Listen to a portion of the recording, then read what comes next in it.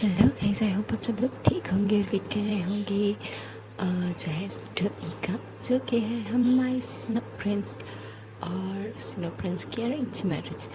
तो I hope आप लोगों ने फर्स्ट वाला पार्ट सुन लिया होगा। हाँ, पार्ट थोड़े छोटे छोटे हैं, लेकिन आई होप आप लोग अगर प्यार दोगे तो एक लॉन्ग पार्ट भी आ जाएगा और स्टोरी जल्दी जल्दी भी आना शुरू हो जाएगी। और वो सब डिपेंड करता है रिस्पॉन्स पे। हाँ, एक बंदे के रिस्पॉन्स पे नहीं, लेकिन कुछ कुछ लोगों के रिस्पॉन्स पे, क्योंकि एक बंदे से स्टोरी नहीं चल सकती। क्योंकि यूट्यूब चैनल पे अगर एक रिस्पॉन्स या एक व्यूज़ आए तो उसकी कोई ख़ास वैल्यू नहीं होती, लेकिन बिल्कुल उसकी भी वैल्यू होती है अगर वो सब लोग मिल के आए। तो प्लीज़ मेरी स्टोरीज़ को सपोर्ट करना और मुझे भी। तो चलते हैं स्टोरी की तरफ, आपको ज़्यादा वक्त ना लेते हुए। जो फिलिक्स है वो बाहर आता है और सब लोग उसकी काफ़ी तारीफ़ करते हैं और वो सच में उस न्यू लुक में बहुत ही अच्छा लग रहा होता है। और ह्यूजिन जिसे इस इवेंट से जाना था और वो ऑलमोस्ट जा ही चुका था, लेकिन उसके फ्रेंड्स और उसकी फैमिली वाले उसे घसीट कर वापस ले आते हैं। वो बहुत बुरा सा मुँह बना रहा होता है और वो आता है और जब उसे दिखता है कि उसका ओमेगा ब्राइड, यानी जो कि एक पूरी ब्राइड की ड्रेस में था, वो अभी वहाँ पे नहीं है क्योंकि उसे ब्राइड की ड्रेस नहीं दिखी थी। तो वो थोड़ा रिलैक्स फील करता है क्योंकि उसे अच्छा नहीं लग रहा था।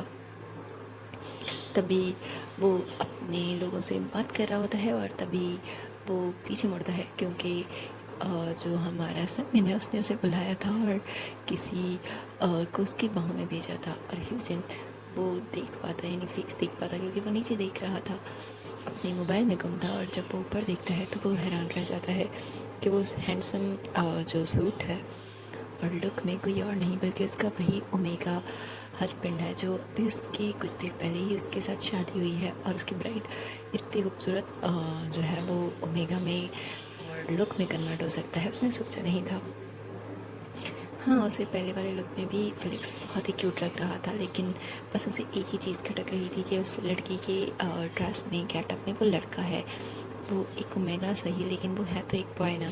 और उसे ज़बरदस्ती किसी और लुक में डाला जा रहा है जो उसको नहीं है, और इसीलिए उसे ज़्यादा बुरा लग रहा था। और वैसे भी वो शादी या किसी भी रिलेशनशिप के हक़ में नहीं था, तो उसके लिए बाकी की चीज़ें इतना मैटर भी नहीं करती थी।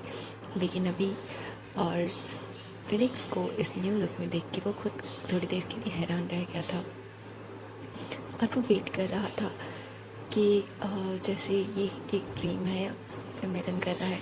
तभी फिलिक्स जो है वो हल्का सा उसकी मतलब बाहों में थोड़ा सा मूव करता है और हल्की सी मूवमेंट से मतलब वो आगे पीछे होता है, जिससे ह्यूजन होश में आता है और फिलिक्स को दूर करता है, फिलिक्स नीचे ना गिर जाए। क्योंकि ह्यूजन उसे बहुत जल्दी अचानक से पुश किया था और वो अपना बैलेंस नहीं रख पाता। और कितने ही वाला होता है कि शादी में आने वाला एक गेस्ट उसके पास आता है, यानी जो अभी ह्यूजन से ही बात कर रहा था।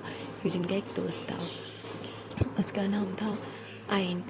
आइन तो आइन जो है वो उसे पकड़ लेता है और कहता है, ओ ब्यूटी ब्राइट, तुम तो बिल्कुल गिरने ही लगे थे।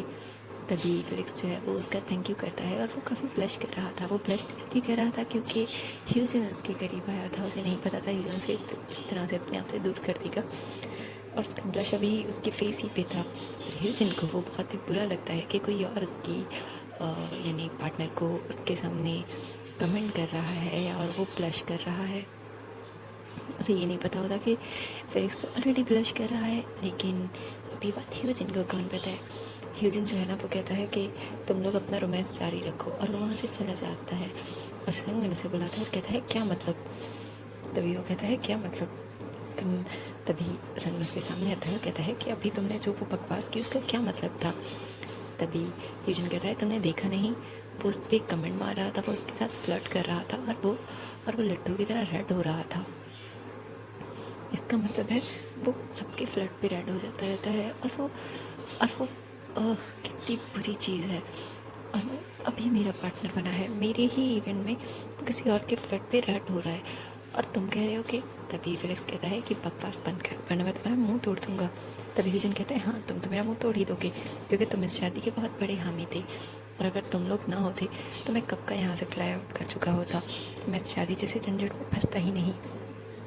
तभी ह्यूजन कहता कुछ और कहता फिलिक्स जो है ना सेगमेंट उसे कहता है रुक जाओ, पहले मेरी बात सुनो। वो ब्लश इसलिए कर रहा था क्योंकि वो तुम्हारे करीब था, और दूसरा शायद तुम्हें पता है ना कि वो वैसे ही उसे पिंक नाम इसीलिए दिया गया है क्योंकि वो हर वक्त ही जो है वो छोटी छोटी बातों में ब्लश करता है। उसकी नर्वसनेस, उसकी शाय, उसकी जो है वो फ्लिस्टर होने के, उसके एंशियस होने के हर सीन उसके फेस पे अगर दिखेगा तो वो रेड ही दिखेगा ना। वो ब्लैक, पीला और नीला नहीं होता। वो कोई डमी नहीं है, वो एक जीता जागता इंसान है जिसका फेस सिर्फ एक ही कलर दिखा सकता है, और उससे ये नहीं पता चल सकता कि वो किस वक्त और किस वजह से हुआ है। तभी यूजन कहता है हाँ हाँ तुम तो बकवास करोगे ही ना, मुझे अभी किसी बकवास करने का कोई मूड नहीं है, इसीलिए मैं जा रहा हूँ। तभी सनम उसका हाथ पकड़ता है और कहता है तुम कहाँ जा रहे हो, तुम पता है ना तुम्हें कहाँ जाना है, और इसीलिए आंटी ने हम सबको तुम्हारे साथ भेजा है। तभी वो कहता है कहाँ, तो तुम्हारे हनीमून पे। तभी यूजन से कहता है तुम मजाक कर रहे हो ना संगमिन, तुम इतनी स्टूपिड चीज़ों में तो नहीं इन्वॉल्व हो सकते मेरी मदर के साथ। तभी वो कहता है ओहो तुम बहुत बोरिंग हो। अरे यार हम लोगों ने, अब तुम्हें जानते तो हो ये एक डेस्टिनेशन वेडिंग है, तो हम तुम्हारा हनीमून करने के लिए और कहाँ ही जाएंगे। इसी रिजॉर्ट के पीछे जो एक छोटा सा रिजॉर्ट है वो तुम लोगों के लिए बुक हुआ है। ऑफकोर्स उसमें कुछ रूम्स हैं जिसके लिए हमें भी बोला गया है, और आंटी अंकल तो यहीं पर हैं, वो सुबह भी आ जाएंगे और अभी भी तुम्हारे साथ, लेकिन पहले तुम्हें अपने पार्टनर को लेना है और हमारे साथ वहाँ जाना है, क्योंकि वो चाहे करीब ही सही लेकिन अब हम हमारी नई नवेली दुल्हन को चलाते हुए तो नहीं लेके जा सकते। तभी यूजन कहता है प्लीज़ उसे इस तरह से जो है मत बोलो, और वो मेरा फ्लाइट बिल्कुल नहीं है, ये शादी ज़बरदस्ती की है, और जैसे ही मुझे मौका मिलेगा मैं सबसे पहले इस बंधन से अपने आप को आज़ाद करवा दूँगा। तभी सलमान कहता है और ये तुम 1 साल तक बिल्कुल नहीं कर सकते, ये बात तुम अच्छे से जानते हो है ना। यूजन कहता है हाँ तो कोई बात नहीं, 1 साल को सही में कितना ही टाइम लगता है, कितने साल तो गुजर ही चुके हैं, एक और सही। तभी संगमन कहता है बिल्कुल, और 1 साल के बाद अगर तुम कर रहे हो तो मुझे कोई इशू नहीं है, हम तब की तब डिस्कस करेंगे, ठीक है। ये कर सकते हैं कि 11 महीने बाद डिस्कस करेंगे और फाइनल मंथ में डिसाइड करेंगे कि तुम क्या करोगे, और फिर जब 12वां मंथ गुजर जाएगा तो हम अपने उस प्लान पे एग्जीक्यूट करेंगे। लेकिन तब तक तुम उसके हस्बैंड हो और तुम्हें उसका ख्याल रखना पड़ेगा, और वो जितना इनोसेंट और स्वीट सा है मुझे नहीं लगता कि तुम्हें उसे हर्ट करना चाहिए। तभी यूजिन कहता है और तुम्हारी बकवास सुन के मुझे ये दिल कर रहा है कि काश कि तुम एक पंचिंग बैग होते और मैं तुम्हें कब का पंच कर करके तुम्हारा मुँह सुझा चुका होता। तभी सनमन जो है अपने दोनों हाथ उठाता है और कहता है तुम ये बात मेरे लिए बोल सकते हो, क्योंकि शायद पंचवन से मुझे नीले पीले हो सकता हूँ, लेकिन अपने पार्टनर को ऐसी कोई बात मत बोलना, क्योंकि वो और रेड और पिंक होगा तो तुम्हें ही नहीं अच्छा लगता कि वो रेड और पिंक किसी और के बातों पे हो रहा है या किसी और के सामने हो रहा है। मुझे तो लगता है तुम उसे अपने रूम में बंद रखने वाले हो। तभी ह्यूजन कहता है और तुम बहुत ज़्यादा बकवास करते हो। तभी जो संगमन है वो ली को बुलाता है और अपनी फ्रेंड यानी हान को भी, और फिर उन्हें कहता है कि हम लोग गाड़ी में वेट कर रहे हैं, यानी हमारा दूल्हा, तो तुम लोग प्लीज़ फेलिक्स को ले आओ। तभी ह्यूजन की मदर आती है और वो कहती हैं क्या मतलब इतनी जल्दी क्यों जा रहे हो तुम लोग, अभी कुछ देर रुक जाओ, लोग खाना खाने रहे हैं, लोगों से बातें करो और फेलिक्स को भी लोगों के साथ थोड़ा कंफर्टेबल होने दो।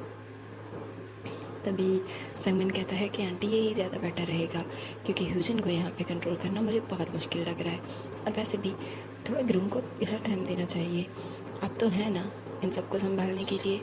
तभी वो कहती हैं हाँ ये भी है, ह्यूजन ने जिस तरह का मुंह बनाया हुआ है ज़्यादा देर उसका यहाँ रहना ठीक भी नहीं है। चलो ठीक है तुम लोग उसे ड्रॉप करके आ जाओ, लेकिन तुम और हान उसके पास ही रहना, मुझे उस पर यकीन नहीं है, मुझे बिल्कुल भी उस पर यकीन नहीं है अगर वो फेलिक्स के साथ किस तरह बिहेव करेगा। तभी सिमरन कहता है आप डोंट वरी, मैं और हान उनके साथ ही होंगे, लेकिन फ़िलहाल मैं जा रहा हूँ क्योंकि हान और ली आपकी हेल्प करने वाले हैं ना यहाँ पे। तभी वो कहती हैं हाँ बिल्कुल ये भी ज़रूरी है, तो मैं उन्हें भेज दूँगी, तुम इन दोनों के साथ चले जाओ। तभी वो कहता है इन दोनों के साथ तो नहीं, लेकिन मैं अपने बाइक पे इनके पीछे ज़रूर जाऊँगा। और तब तक ह्यूजन जो है अपनी गाड़ी स्टार्ट कर चुका था और संगमन जो है दरवाज़ा खोल के फेलिक्स को बिठा देता है। फेलिक्स जिसे समझ ही नहीं आया था कि हुआ क्या, वो अभी लोगों से बात ही कर रहा था कि अचानक से ली ने आके उसका हाथ पकड़ा और उसे कहा कि तुम्हें यहाँ क्या कर रहे हो, तुम्हारा पार्टनर तुम्हारा वेट कर रहा है। तभी वो कहता है पप्पा पार्टनर कहता है तुम दोनों की शादी हुई है और तुम्हें अपना हनीमून पीरियड मनाना चाहिए, ना कि यहाँ पे बोरिंग लोगों के साथ बोरिंग बातें करनी चाहिए। और ये बात सुन के ही फिलिक्स जो है वो फिर से रेड होना शुरू हो जाता है और ली के साथ वो आ जाता है जहाँ पे संगमन उसके लिए दरवाज़ा खुलता है और फिर गाड़ी में बैठने का इशारा करता है, जहाँ पे ह्यूजन ऑलरेडी बैठा होता है और काफ़ी गुस्से एक्सप्रेशन के साथ। फिलिक्स के बैठते ही जो है ना वो फिलिक्स की तरफ देखता है और कहता है कि अब दरवाज़ा बंद करोगे या फिर हम खुले हुए दरवाजे के साथ ही चलना शुरू कर दें। फिलिक्स को लगता है ये उसके लिए था, लेकिन नहीं, वो संगमन के लिए था, जो कि गाड़ी के दरवाजे पे ही अपना फेस रख के देख रहा था नीचे। और वो जल्दी से पीछे हटता है और कहता है ओह सॉरी, बिल्कुल तुम लोग जा सकते हो, मैं तो सिर्फ तुम्हें देख रहा था कि तुम दोनों साथ में बहुत अच्छे लगते होती है और इतना मसला होता ही नहीं। ह्यूजन जो है वो सिर्फ गाड़ी पे फोकस कर रहा था और सामने देख रहा था और फिलिक्स सिर्फ उसे देख रहा था। उसे समझ नहीं आ रहा था उसे एक्साइटेड होना चाहिए, डरना चाहिए, क्या ही सोचना चाहिए, क्योंकि ह्यूजन का बिहेवियर उसे अभी तक समझ नहीं आ रहा था। हाँ, उसे इतना समझ ज़रूर आ गया था कि ह्यूजन ने अभी तक इस शादी को, इस रिश्ते को एक्सेप्ट नहीं किया, लेकिन उसे मिसेस ह्यूजन की मदर यानी जो उनकी बात याद आती है, जो उसे कहती है कि तुम्हें ये रिश्ता निभाना है और तुम्हें ह्यूजन को अपनी तरफ माइल करना है और तुम्हें उसकी हर एक गलतफहमी को दूर करना है। और वो बात सेंसिटिव है। हम अभी गुस्सा है हम लोगों से, तुमसे नहीं, वो हमारा गुस्सा तुम पे निकालेगा मे भी, लेकिन प्लीज़ तुम उससे डरना मत, उससे दूर मत होना, बल्कि उसे वक्त देना, उसे उसके तरीके से हैंडल करना। और मेरी सारी होप्स तुम में है, ह्यूजन में बिल्कुल नहीं। तभी वो सोचता है वो कर सकता है, उसे ये करना ही होगा। उसे उसकी माँ की बातें याद आ रही थी, वो कैसे हर एक चीज़ जो भी यानी जो फिलिक्स के स्टेप फादर के साथ करते थे वो आराम से बर्दाश्त कर लेती थी। हर एक छोटी मोटी चीज़, झगड़ा, गुस्सा, सब कुछ वो हंसी में डालने की कोशिश करती थी, जहाँ तक वो बर्दाश्त कर सकती। यहाँ तक कि वो अपने आंसू भी अकेले में ही जो है वो बहाती थी, सिर्फ इसलिए क्योंकि अल्फाज को ज़्यादा रोने वाले पार्टनर पसंद नहीं होते। और वो रोते हुए ओमेगा उसको अक्सर यही कहते हैं कि तुम लोग बहुत रोते हो और उन्हें छोड़ के चले जाते हैं। इसीलिए फिलिक्स उनमें से कुछ नहीं बनना चाहता था, वो दूसरों के एक्सपीरियंस से सीखना चाहता था और उसकी लाइफ में अगर ये चेंज आ ही गया था तो उसे एक्सेप्ट करना चाहता था और उसे वैसे ही इंजॉय करना चाहता था। जब उसने ह्यूजन की तस्वीर देखी थी तभी उसका दिल ह्यूजन पे आ गया था और वो इस रिश्ते को अपने पूरे दिल से निभाना चाहता था। हाँ, उसे मुश्किल लग रहा था, ख़ासतौर पे नए लोगों में, नई जगह में, जहाँ उसे एक पार्टनर की, एक दोस्त की ज़रूरत थी, जो कि उसे लगा था ह्यूजन पार्टनर ना बने लेकिन दोस्त बहुत अच्छा बन सकता है। लेकिन ह्यूजन के बिहेवियर ने उसे बता दिया था कि वो अभी दोस्त बनने के लिए भी राज़ी नहीं। और फिलिक्स को लगा था कि वो ये कर सकता है, वो ह्यूजन को अपनी तरफ माइल कर लेगा, आगे ना सही दोस्त ज़रूर बना लेगा, और वो भी बहुत जल्द, क्योंकि उसकी ज़रूरत है। ह्यूजन को ये रिश्ता चाहे कितना भी इम्पोर्टेंट लगे, लेकिन फिलिक्स के लिए रिश्ता बिल्कुल वैसे ही इम्पोर्टेंट है जैसे उसके यहाँ रहना या सर्वाइव करना। क्योंकि उसके लिए अगर कुछ इम्पोर्टेंट है अभी तो इस नई लाइफ को सर्वाइव करना, इस रिश्ते को निभाना, क्योंकि वो अपने घर से, अपनी जगह से दूर सिर्फ इसीलिए तो आया है कि अपनी नई ज़िंदगी की शुरुआत कर सके इस नए माहौल में, नई सोसाइटी में, और अपनी माँ को प्राउड फील करवा सके कि वो उनका बेटा है, वो सब कर सकता है, वो लाइफ जी सकता है, उसे कोई हरा नहीं सकता। और यही सब कुछ वो सोच ही रहा होता है कि ह्यूजन जो है वो गाड़ी का दरवाज़ा खोल के जा भी चुका था और फिलिक्स को पता भी नहीं चलता। वो तो पीछे से जो उन लोगों के साथ ही आ रहा था बाइक पे, वो आता है और कहता है फिलिक्स, क्या तुम्हें गाड़ी में तुम्हारा मूड है कि तुम्हें ह्यूजन बाहर उठा के लेकर जाए? तभी इस बात पे ही फिलिक्स जब ब्लश करने लग जाता है और कहता है नहीं। तभी वो कहता है आ जाओ, ह्यूजन कब का अंदर जा चुका है। और फिलिक्स जब गाड़ी में देखता है तो वो गाड़ी में अकेला होता है और वो ह्यूजन को देखते हुए, यानी ह्यूजन जिस घर के अंदर जा चुका था वो भी वहाँ चला जाता है। एक छोटा सा अपार्टमेंट फील हो रहा था, एक छोटा सा कॉटेज जो कि सी साइड पे था, उसके चारों तरफ पानी था और बस एक ही रास्ता था जहाँ से लैंड उस एरिया के साथ कनेक्ट हो रही थी, और वो बहुत ही खूबसूरत था और फिर ये जगह काफ़ी अच्छी लगी थी। और अगर उसकी शादी ना हो रही होती तो वो हर तरफ जाके देखता, क्योंकि वो बर्फ़ से पहली दफ़ा निकला था और पानी में इस तरह से घिरा हुआ जगह उसके लिए बहुत ही इंटरेस्टेड थी। लेकिन क्योंकि वो एक ग्रूम है, वो एक ब्राइड है, तो वो अब ये सब कुछ अभी कर नहीं सकता। लेकिन उसे इस बात की खुशी थी कि वो लोग यहाँ से जल्दी नहीं जाने वाले, यानी उसके पास अभी टाइम है इस जगह को एक्सप्लोर करने का और इन्जॉय करने का, और वो ये ज़रूर करने वाला था। वो संगमिन के साथ अंदर आता है और देखता है कि ह्यूजिन कहीं नहीं था। तभी संगमिन उसे कहता है, डोंट वरी, वो अपने रूम में जा चुका है और तुम्हें भी अपने रूम में जाना चाहिए, है ना, वो रहा तुम्हारा रूम। तभी फिलिक्स जो है वो थोड़ा सा ब्लश करता है, लेकिन आहिस्ता आहिस्ता कदम बढ़ाता वो रूम की तरफ चला जाता है। रूम का दरवाज़ा खुला हुआ था और बाथरूम से पानी गिरने की आवाज़ें आ रही थी, जिससे ये साफ पता चल रहा था कि ह्यूजिन शायद बात ले रहा है। और फिलिक्स जो है वो बेड के कॉर्नर पे बैठ जाता है और अपने हाथों को रब करने लग जाता है। उसे समझ नहीं आ रहा था उसे किस तरह रिएक्ट करना है, ह्यूजिन कैसे रिएक्ट करेगा और उसे किस तरह से बिहेव करना है ताकि ह्यूजिन को बुरा। और थोड़ी देर बाद ह्यूजिन वापस आता है तो उसने एक ट्राउज़र पहना हुआ था और उसके कंधे पे सिर्फ टॉवल था। और फिर ये देख के ब्लश करने लग जाता है और वो उठता है और ह्यूजिन को कहता है क्या मैं आपके लिए कपड़े निकाल दूँ और आपको कुछ चाहिए।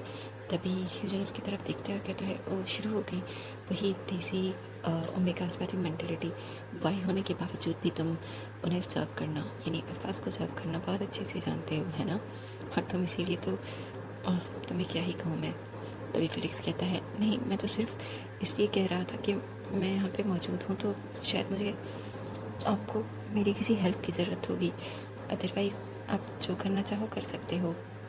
मैं आपको फोर्स नहीं कर रहा और ना ही मैं आपके लिए कोई काम वाली हूँ जो आपकी हेल्प पर आपकी हर चीज़ में हेल्प करे। अगर आपको चाहिए वो तो ज़रूर बता देना, मुझे करने में खुशी होगी क्योंकि मैं विलिंग हूँ करने के लिए, अदरवाइज इट्स ओके। और फिलिक्स ये कह के बैठ जाता है और ह्यूजिन फिलिक्स के मुँह से इतनी सारी बातें सुन के थोड़ा हैरान तो होता है, लेकिन वो चुपचाप जाता है, बैग अपना बैग खोलता है और उसमें से एक शर्ट निकालता है और एक काउच पे जाके बैठ जाता है। और फिलिक्स को पता नहीं होता कि उसे क्या करना चाहिए, वो भी एक साइड पे जाके बैठ जाता है और वो बार बार ह्यूजिन की तरफ देख रहा था जो अपने फ़ोन में गुम था। और फिलिक्स को पता ही नहीं चलता वो कब बैठे बैठे सो जाता है और उसकी आँख लग जाती है। वो तो बाहर नॉक पे आवाज़ पे होती है, उसे लगता है कि ह्यूजिन है रूम में, लेकिन जब उठता है तो देखता है कि ह्यूजिन रूम में कहीं नहीं होता, वो अकेला होता है। वो जल्दी से आगे बढ़ता है और कहता है आ जाए। जब वो दरवाज़ा खुलता है तो वहाँ पे ह्यूजिन की मदर होती हैं और वो कहती हैं बेटा तुम ठीक हो, रिलैक्स हो गए। कहता है जी जी aunty, I am sorry mom, वो आप यहाँ आए। तभी वो कहती है कोई बात नहीं, और वो अंदर आती हैं और कहती हैं ह्यूजिन। तो वो कहता है पता नहीं, मैं वो यहाँ पे बैठे हुए फ़ोन यूज़ कर रहे थे और मैं बोर हो रहा था तो शायद मेरी आँख लग गई, मुझे पता नहीं, आई एम सो सॉरी। तभी वो कहती हैं बेटा तुम सॉरी क्यों कह रहे हो, तुम्हारी कोई गलती नहीं, मैं जानता हूँ ह्यूजिन ने तुमसे बात नहीं की होगी और इसी वजह से तुम बोर होके सो गए, डोंट वरी, अभी वो आ जाएगा और अभी हम डिनर कर रहे हैं, आके डिनर कर लो। वो बाहर निकलता है तो बाहर अंधेरा हो चुका था और वो भी जाके बैठ जाता है। ह्यूजिन भी एक टेबल चेयर पे बैठा हुआ था और वहाँ पे सब लोग डिनर कर रहे थे क्योंकि शादी उनमें डे में हुई थी तो अब रात हो चुकी थी। वो डिनर के दौरान भी ह्यूजिन को देखता था जो एक दफ़ा भी उसकी तरफ नहीं देखता। तो इसको बुरा तो लगता है लेकिन वो चुपचाप खाना खाता रहता है और जब वो खाना खा लेता है तभी फिलिक्स जो है वो रूम में जाने के लिए उठ जाता है और ह्यूजिन की मदर उसे फॉलो करती हैं और कहती हैं कि तुम्हारे लिए गिफ्ट है, और वो उसे गिफ्ट देती हैं और कहती हैं कि ये तुम आज पहन सकते हो, तुम पे बहुत अच्छा लगेगा। और जब फिलिक्स को ड्रेस खोलता है तो वो एक फिर से एक एंग्री टाइप नाइटी थी जो कि एक फीमेल टाइप थी और उसे याद आता है कि ह्यूजिन को बोला गया था कि वो चीज़ें पसंद हैं, लेकिन अगर उन्हें नापसंद आई तो वो यही सब सोच के उसे देख ही रहा होता है। तभी वो उसे समझाती हैं कि तुम्हें ये पहनना होगा। तभी फिलिक्स जो है उसे अब दिल तो नहीं कर रहा होता लेकिन मजबूरन उसे ये पहननी होती है। वो वही ड्रेस पहनता है और बाहर आता है और अपने आप को मिरर में देखता है। वो बहुत ज़्यादा ही सेक्सी और रोमांटिक लग रहा था और वो सोचता है कि ह्यूजिन उसे देख के क्या कहेगा। तभी दरवाज़ा खुलता है और ह्यूजिन रूम में एंटर होता है और ह्यूजिन जो अब संगमिन के साथ काफ़ी देर से बैठ के ड्रिंक कर रहा था वो ड्रिंक की हालत में अंदर आता है और वो फिलिक्स को पीछे से देखता है, उसे हक करता है और उसकी नेक पे किस करता है और कहता है तुम बहुत खूबसूरत हो, तुम्हें पता है मुझे तुम जैसी सेक्सी लड़कियां बहुत पसंद हैं। मुझे लगता है संगमिन ने मेरे लिए गिफ्ट भेजा होगा, है ना, तुम मेरे लिए गिफ्ट हो ना। और वो बोरिंग ओमेगा कहाँ चला गया। और जब फिक्स ये सब सुनता है तो उसे बुरा लगता है, लेकिन ह्यूजिन तो उसकी गर्दन पे किस किया जा रहा था, उसके बालों को पीछे करता है और उसके फेस को अपनी तरफ करके उसे किस कर देता है। उसकी आंखें बंद थी और फिर इसकी आंखों से आंसू बह रहे थे। बाकी का नेक्स्ट एपिसोड में।